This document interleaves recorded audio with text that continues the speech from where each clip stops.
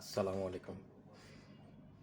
বিএনপির শীর্ষ মহল থেকে জনাব তারেক রহমান এরই মধ্যে আন্তর্জাতিক মহলে অর্থাৎ কূটনীতিকদের সাথে তার ভবিষ্যৎ পরিকল্পনা নিয়ে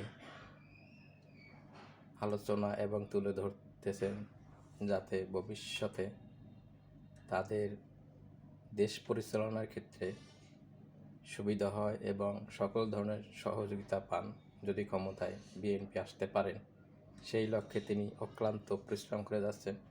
তারই ধারাবাহিকতা রক্ষা করতে হবে।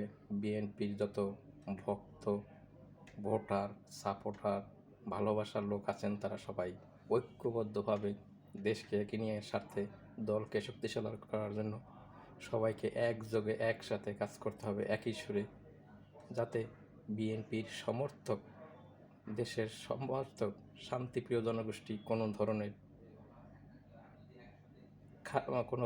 নেগেটিভ পর্যায়ে না যায়, সবাই পজিটিভভাবে সেই কথা বক্তব্য তুলে ধরতে হবে এবং জনগণকে কি আগামীতে সুযোগ সুবিধা দেওয়া হবে, শান্তি, শৃঙ্খলা, নিরাপত্তা, উন্নয়ন, কর্মসংস্থান ইত্যাদি ইত্যাদি তুলে ধরতে হবে ব্যাপকভাবে, সুন্দরভাবে, সুস্থভাবে এবং ভালোবেসে সবাইকে কাছে টেনে নিতে হবে।